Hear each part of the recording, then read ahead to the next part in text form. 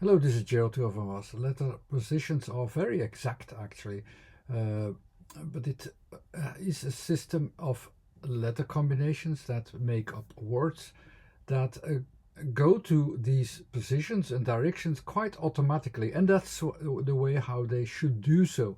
It's kind of open system with very specific features, but it's an open system because the interpretation has to adapt automatically, and it also adapts automatically between choices, and these choices are made automatically, and that's the best way to do so. If we translate this into a specific theory and say, okay, no, these are exact terms, these terms should also be exact within a certain range of interpretation, a range of interpretation of connecting and so on.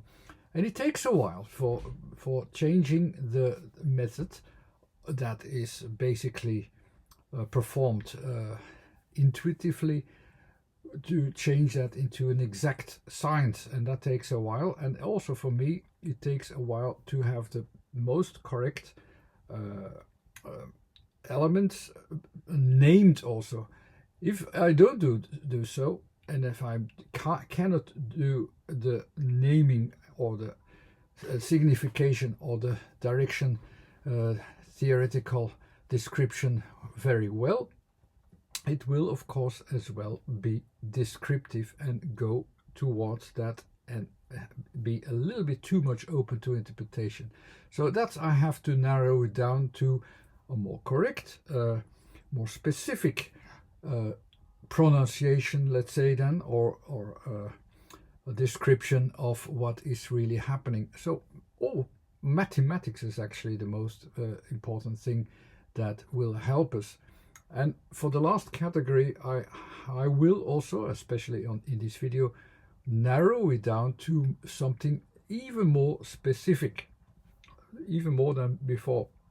And a very good example, I think, was as a result of this, is because of a slightly better definition, is that I can really take out the definition element almost in a mathematical way and show it to you that they follow these rules. And I'll show you also the object, which we also actually use this to, it is very useful to describe this object by following the rules of each letter of orientation. Each letter is an orientation. The combinations of letters show you which orientation you need and what kind of thing you need. And in this case, it's actually also all about movements.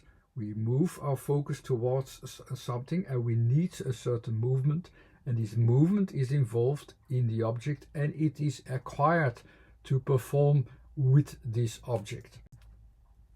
Before that, the last category was described with a little bit more focus onto recentralizing our point of focus, because we lose the focus a little bit. It's a bit lost between zones that are almost infinity big.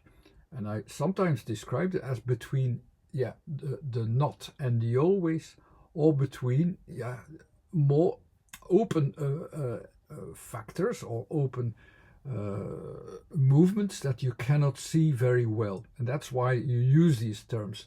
It's like following a bird in the sky. It's you don't know where it started, you don't know where it will go, but you can follow a certain range of where you can have a vision upon that. You follow the movement, and then you follow the point. The point itself is moving. So it is a little bit, if you add the dimensions also, it's 3 dimensions in 3 dimensions theoretically. So that means the movement of our 0 point is moving as well into space. The focus of orientation is moving along, and the orientation moves around that 0 point, which remains 0 with the 3 angles, horizontal, vertical, diagonal. It has certain features, and these features have a certain form as well, a certain orientation. But in combination with the movement in the sky, It's actually following a movement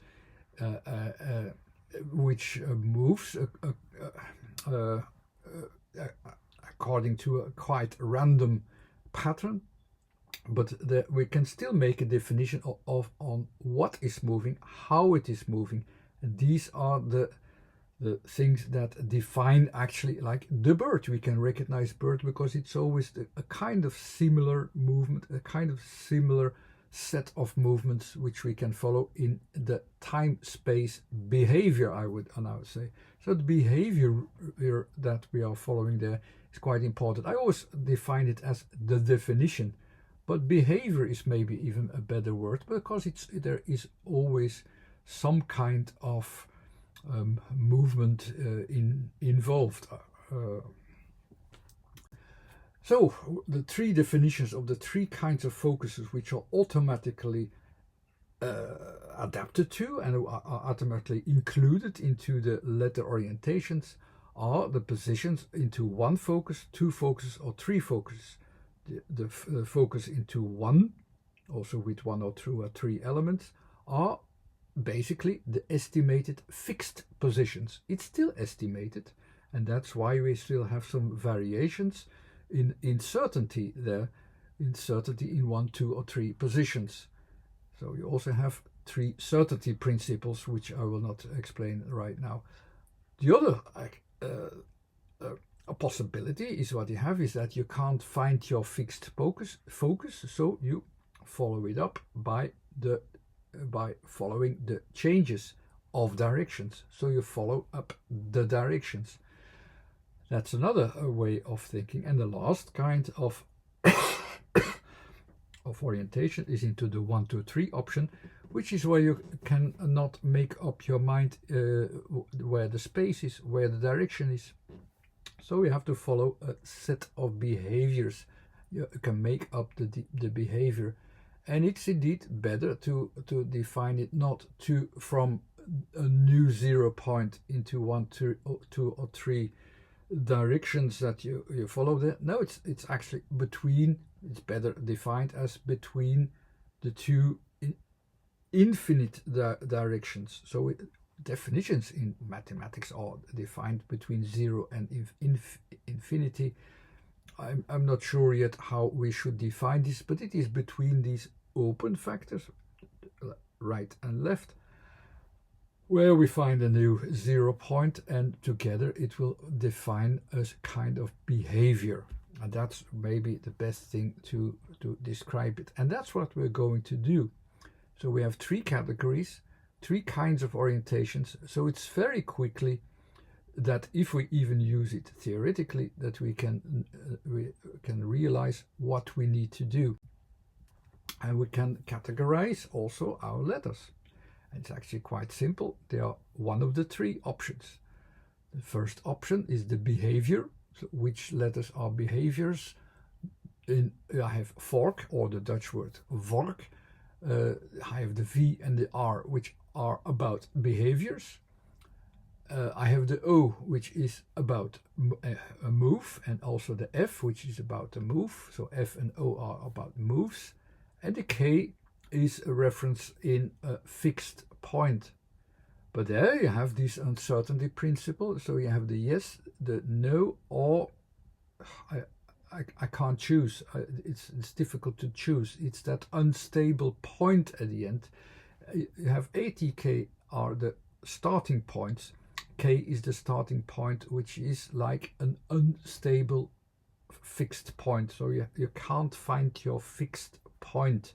That's what the thing is. But it's in space. It's about focusing towards a point, towards a fixed point, as a kind of estimation how you do so. So together we can actually describe and define the thing, the VORK.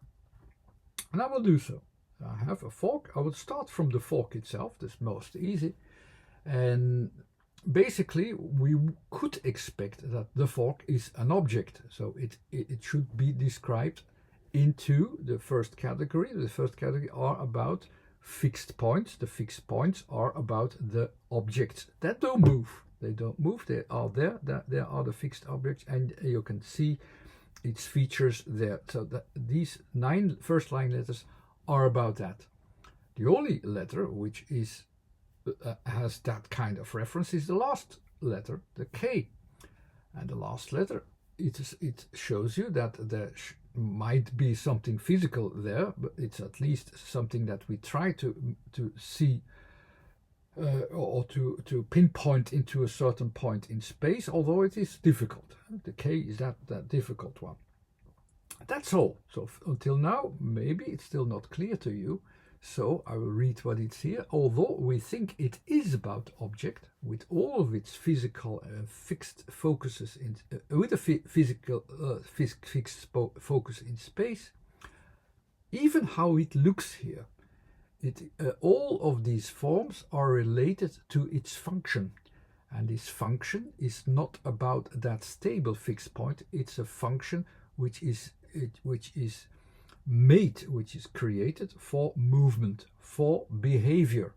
You see that already we have behavior involved, in VORK even more than in VORK, but it is involved. But the endpoint is of course a physical fixed, trying to fix that point.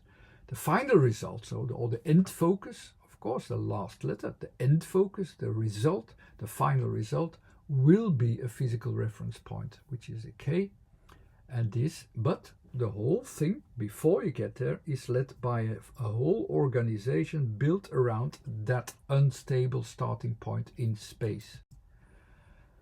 It's all leading to that point of that last point of reference, and as a K, it is also a bit outside our focus, so it's not immediately before us, although it is in 80K, you could say it's still in the middle, but it's a breaking point, so it means that maybe I try to have that focused in the middle, but it's already out of focus. K means out of focus. It's outside my focus, so I can also put it somewhere outside my focus, because that will help me to figure out where it will go to and how I can perform it. It's still within range of the object, and so it's still seen from the middle of the object. It's just in a diagonal way, just a little bit out of focus. But it's not only just out of focus, it's also that unstable point. So A is trying to find your fixed point, T is finding the fixed point, K is not able to keep or find that point so well. It's you have that doubt there. It's a bit of a, that's that instability of that focus, or trying to get that fixed focus. In numbers, for the people who do numerology, it's a little bit more than 1. So it's no more 1, it's already a little bit more. It's not yet 2, it's still trying to find 1, but it's more than 1. Also there in the numerology you can have less than 1, 1, more than 1, and so on. The numerology will fit with the whole system as well. So here's this unstable point. We try to find a point. That's the end point for VORK. And how do we get to that end point? Because now we have already the last result. It's of course preceded by a move and a set of behaviors, as you can see in the letters that I have defined here. And these moves and set of behaviors will define a certain behavior towards that point. So what is this move actually? And what kind of move will be needed for it to get to that point? The first letter is the V or the F. The V, let's have first the V for the Dutch word. That's about behavior. So we're going to start a behavior, and the V is that first from the first level of the third option of focuses. Go to the 1, 2, 3 focuses, where we have to look for the focus, and it starts from the first level. It starts from from the physical level, from the space. So we have a movement which starts from space, and it goes towards what we're going to find a definition for it. We're going to find a definition of behavior. We're going to define our behavior by moving it up, moving something up. And this moving up will be a choice to move up to somewhere. And because it's into the 1, 2, 3 zone, it's going to somewhere, to a place, to a chosen moment in time and in a time and space context. It's basically description of V, where we move also, because it's on the second category as well, we move usually also an object to somewhere. That's the V. F is from a lower category. It's also the V is stronger, F is softer. We still are looking for directions. No, we're not going to perform a behavior towards somewhere. No, we're going to find a movement to context. We're going to find a focus there. So this focus of F is in between the three, in between also an option of 3 directions. So we're trying to find somewhere a direction. F basically then is the same thing as the V, but it's still making up his mind where to move to. So we're going to make up our mind where we're going to move our VORK towards. And this will of course move to what? To an actual move. The O is about movement. It's that initial movement. It's that starting of a movement itself. So let's go and go to that move, so that we will find that point and we'll move towards it. Up, let's go and go to that move horizontally towards it with O. The next letter is the letter R, which is followed up here. And R, I have described it multiple times before, and I will do that in similar ways as much as I can. The letter R is that kind of reorganizing balance that is guiding us in the process that we need for it to connect the dots. What is R actually compared in words? When we hear the R in a word, this gives us an awareness, gives us a distance, but in the full word, we're going to look into the full word and we're going to see, okay, but how does it connect well together? That's the mindset that you always get, simply because you hear this and it gives you this almost this kind of vibration of saying, okay, but where will this full word go to? This full movement go to?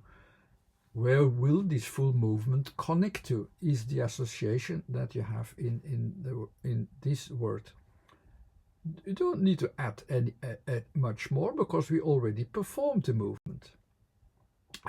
And so in that way we go back to the word what we already have, vo or for, where, and to VORK.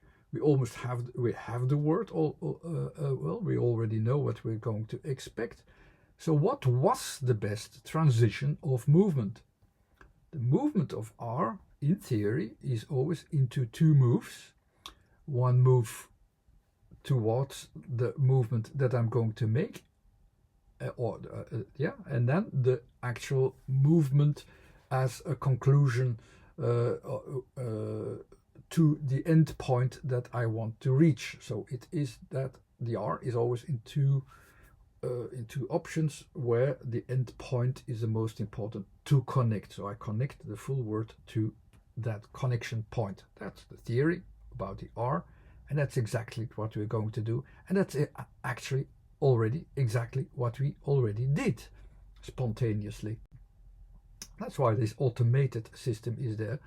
We have the VORK, so we're going to have the first bow of connection, which theoretically is following the rules, and we move towards the K with O, we also finalize the connection towards the endpoint.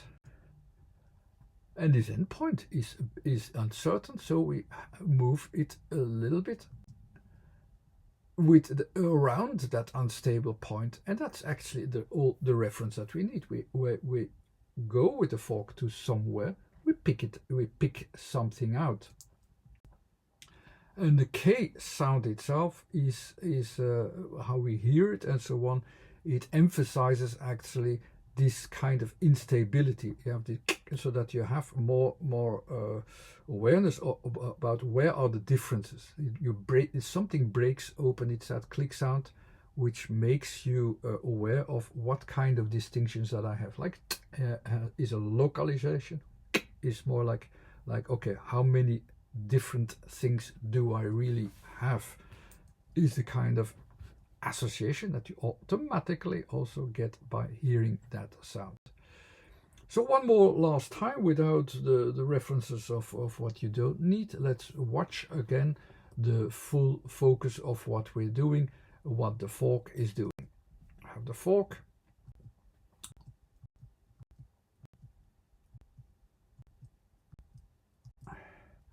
And the full picture. Actually, that is a very good description of the fork and where I will need my fork for. Much more is not needed, and it also proves again that the fork itself as a word has no meaning at all, but by hearing the directions which unconsciously automatically will be followed up similarly. How that works will be explained in some other videos maybe as well, but you can already see, if you understand the theory, if you understand the directions that are followed up. I already told you a few elements of what goes spontaneously with K, for instance. It goes spontaneously that you realize that, okay, I have to watch this, but it's the same thing in every word. And when you follow this up and you follow this up consciously, you know that every letter is meaningful, and the fork itself as a word is not with letters that have no meaning at all. No, fork has a meaning because of the word, because of the letters in the word. This meaningfulness also describes its function, and that's always the case. I hope you enjoyed this one. Thanks again for watching. Bye.